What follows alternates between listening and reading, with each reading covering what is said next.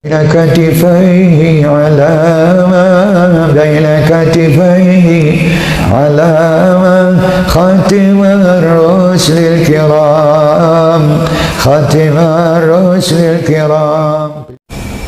Pertama yang membuat dakwah saya awal mau dakwah adalah kefakiran. Bukan kefakiran, ya apa ya istilahnya. Waktu itu saya merasa bahwa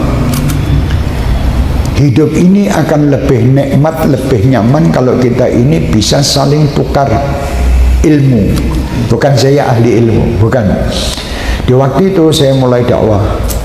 Pertama dakwah kami keliling, bukan diundang, tidak diundang, datang dewi. Saya waktu itu sama ayahnya Abdul Qadir itu, Abdullah adik saya. Terus ada Habib Mohsin Jufri, terus ada beberapa kelompok di situ mencarikan dana untuk takjil. Jadi kita bagi setiap Ramadan sekali itu kita keliling dakwah. Mobil pinjem, takjil jaluk, ranti duit. Jadi takjil itu kita ambil dari orang Pasar Dewan, kita bagikan ke daerah mana. Pokoknya tinggal lihat jam berangkat kita jam berapa. Jamnya kalau berangkatnya jam 4, berarti kita ambil daerah yang paling jauh. Sampai maghrib di daerah mana situ kita cari masjid dan kita bagi. Itu keadaan kita dulu pertama. Lama kelamaan saya pikir kok tidak manfaat, kok setahun sekali hilang lagi nanti. Tidak ada ikatan antara saya dengan masyarakat itu tadi. Saya didatangi paman saya waktu itu Habib Anis dulu memberi jalan kepada saya untuk ikut majelis di tempat Habib Anis melalui Ustadz Najib bin Toha. Ustadz Najib ini bilang sama saya, kamu itu kan kerja, mosok duhur itu tidak bisa tuh ambil waktu setengah jam aja ikut majelis tempat Habib Anis. Ustadz Najib. Saya bilang siap, insya Allah. Terus saya kalau kerja, waktu itu saya buat obat sendiri, batik saya. Saya kerja batik. Itu kadang saya nyolet dewe, saya kerja dewe. Orang didit mas. Akhirnya terus saya sudah dengar adzan itu saya langsung lari ke masjid Riyadh tempatnya. Saya ganti baju dulu. Terus saya ke masjid sampai nanti jam 1 kembali ke rumah makan ke pabrik lagi. Pabrik saya kecil tapi tidak hasil tidak begitu besar. Ya, alhamdulillah setelah itu ketemu paman saya dari Yaman datang, Habib Ahmad namanya, terkenal namanya Habib Ahmad Aini, dan terkenal juga Habib Ahmad Baina Katifaihi. Pertama qasidah Baina Katifaihi beliau yang bawa. Baina katifaihi ala baina katifaihi ala khatim ar-rusul kiram khatim ar-rusul kiram. Beliau yang bawa. Waktu itu saya tanya sama beliau, Habib, saya ini dakwah sudah sekian tahun, ya sudah hampir 3 tahunan itu, tapi jamaah ini kok tidak membekas, dan jamaahnya ya tetap selawe, ya 20, 25 gitu terus selama 3-4 tahun. Kata Habib Ahmad, kamu itu kan punya suara.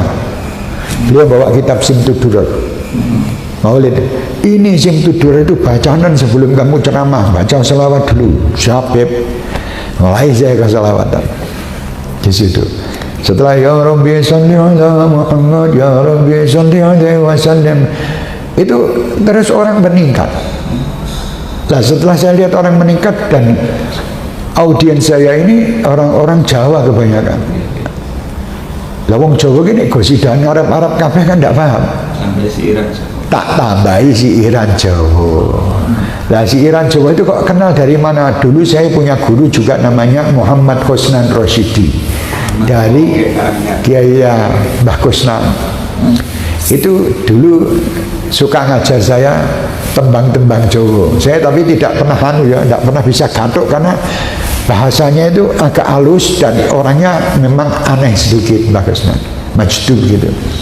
Tapi saya dapat ilmu banyak dari beliau. Itu Mbak Khosnan. Habib Ahmad memberi sholawat, Habib Anis ngajar akhlak, dan Guru Zaini Martapura.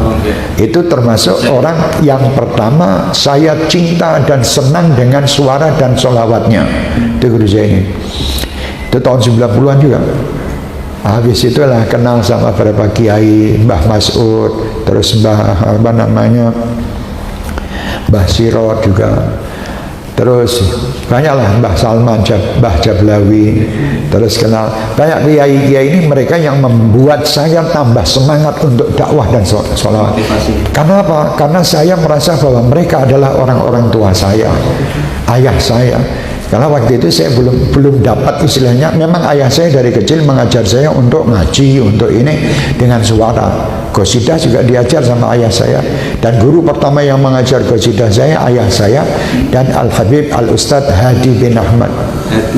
Hadi bin Ahmad itu pertama ngajar saya qasidah sama ngajar fikih. Ngajar fikih itu. Nah, itu terus diantaranya guru-guru kita itu. Dan alhamdulillah berkat mereka terus berkembang. Dan kita berkembang setiap daerah itu. Saya tidak pernah mau baca sendiri, saya selalu ajak kiai setempat, ajak tokoh setempat untuk kita sama-sama berdakwah.